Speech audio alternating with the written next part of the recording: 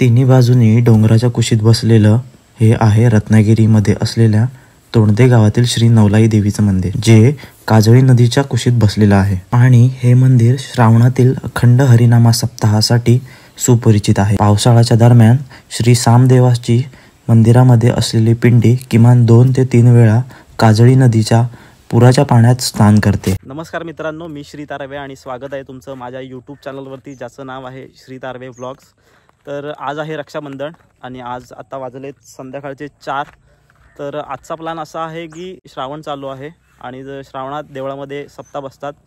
तर आज मी चाललो आहे रत्नागिरीतील तोंडदे गावात, जे काजळी नदीच्या कुशीत वसलेलं आहे।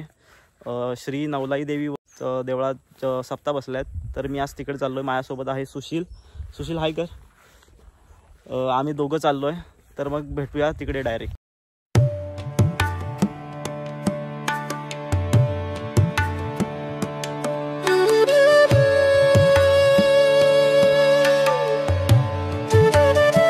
तर मित्रांनो, आम्ही आता पोहोचलो तोंडदे गावात। गाडी लावली तिकडे मागे, आतमध्ये भजनाचा आवाज येतोय। तर आता देवळात जाऊया आणि बघूया काय कसं असतं ते सगळं तुम्हाला पण दाखवतो। व्हिडिओ कंटिन्यू बघा। हे जे मंदिर आहे ना, ते रत्नागिरीपासून सुमारे 7 किलोमीटरवरती आहे। आम्ही इकडून आलो, हा जो रोड आहे तो रत्नागिरीतून येतो आणि हा जो रोड आहे ना, हा चांदेराई मार्गे येतो। तर आता आपण जाऊया मंदिरामध्ये, बघूया।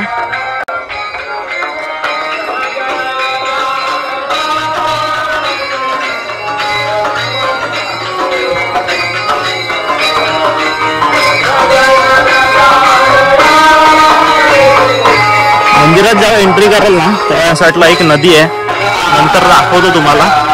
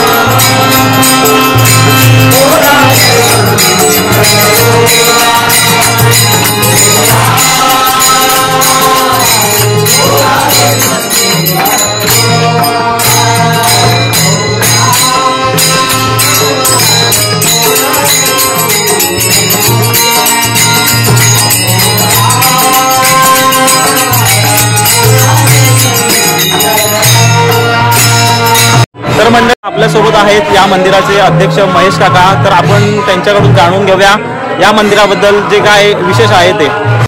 श्री नवला देवस्थान मंडळ तोंडदे या मंडळाचा मी अध्यक्ष महेश परशुराम महाकाळ। हे आमचं शंकराचं मंदिर अतिशय फार जुनं मंदिर आहे। या मंदिरामध्ये शंकराचं स्थान हे स्वयंभू आहे आणि गेली अनेक वर्ष या ठिकाणी अनेक कार्यक्रम होतात। त्यामध्ये हा आमचा नामसप्ताह 1956 सालापासून या ठिकाणी तोंडे ग्रामस्थांनी गावातील सर्व प्रमुख मंडळी आणि सर्व ग्रामस्थ मिळून एकत्र येऊन या ठिकाणी चालू केलेला आहे। प्रत्येक श्रावणातल्या दुसऱ्या सोमवारी हा नामसप्ताह या ठिकाणी साजरा केला जातो। सगळे गावकरी मंडळी एकत्र येऊन या ठिकाणी हा विणा या ठिकाणी उचलला जातो आणि अखंड 7ही दिवस खाली न ठेवता नामजप करत या ठिकाणी हा उत्सव साजरा केला जातो। या उत्सवामध्ये गावातील 6 ते 7 वाड्या इकडे पहारा करतात। पहारा म्हणजे आपल्या या 3-3 तासाचा आमचा पहारा असतो। एका वाडीचे 3 तास झाल्यानंतर दुसरी वाडी झाल्यानंतर तिसरी वाडी असे अखंड नामसप्ताह दुसऱ्या सोमवारपासून तर तिसऱ्या सोमवारपर्यंत हा गेली 56 वर्षापासून या ठिकाणी अखंड चालत आलेला आहे। त्यामध्ये खंड मात्र या ठिकाणी गेल्या 4 वर्षापूर्वी या देवळाच्या आजूबाजूला पाणी म्हणजे आमच्याकडे जी नदी आहे त्याचा मोठा वेढा पडला होता आणि तरीसुद्धा या तोंडे ग्रामस्थांनी जिद्द न सोडता तो नामसप्ताह अखंड पार पडला। म्हणजे अखंड पूर्ण पाण्यामध्ये हा सप्ताह सोहळा साजरा केला। हे आमच्या गावकऱ्यांचं फार मोठं वैशिष्ट्य आहे। आता तर यावर्षी मात्र पावसाने उसंत घेतली असल्यामुळे यावर्षी पाण्याचा आपल्याला लवलेश या ठिकाणी दिसत नाही आहे, पण प्रत्येक वर्षी पाण्याचा सामना हा करावाच लागतो, कारण देवळाच्या बाजूने ओढा मोठ्या प्रमाणात गेलेला आहे।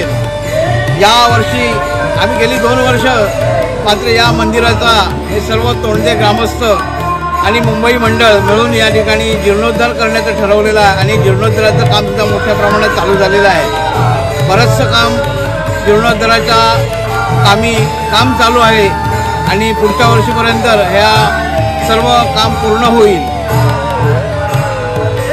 वैशिष्ट्यामध्ये पुराच्या पाण्यामध्ये या पिंडी जी आहे आपली त्यामध्ये पुराचं पाणी दरवर्षी कुठच्या ना कुठच्या दिवशी तरी या पाण्याने या पिंडीचा अभिषेक होतच असतो, असं दरवर्षी या ठिकाणी चालू असतं। असं आणि सांगता मात्र या दिवशी 7 दिवस झाल्याच्या नंतर तिसऱ्या सोमवारी मोठ्या भक्तिभावाने या ठिकाणी देवळाच्या भोवताली 5 फेऱ्या मारून मोठ्या जल्लोषामध्ये अनेक भक्तगण या ठिकाणी हा मोठा उत्सव साजरा करत असतात। तर मंडळी, मंदिर एवढं छान आणि जुन्या पद्धतीने बांधलेलं आहे। म्हणजे मंदिर बांधलंय 600 वर्षापूर्वी, पण ही जी प्रथा चालू केली म्हणजे 50 ते 60 वर्षापासून जी प्रथा चालू आहे ती अजूनपर्यंत चालू आहे। म्हणजे हे ज्या चालू आहेत त्या बघून एवढं मस्त वाटलं जरा, आणि आपला इथं कारी झाला त्यामुळे धन्यवाद। तर आपण आता परतीचा प्रवास करतोय, चला मग। तर मंडळी, व्हिडिओ आवडली तर लाईक करा, व्हिडिओला शेअर करा आणि आपल्या चॅनलला सबस्क्राईब करा।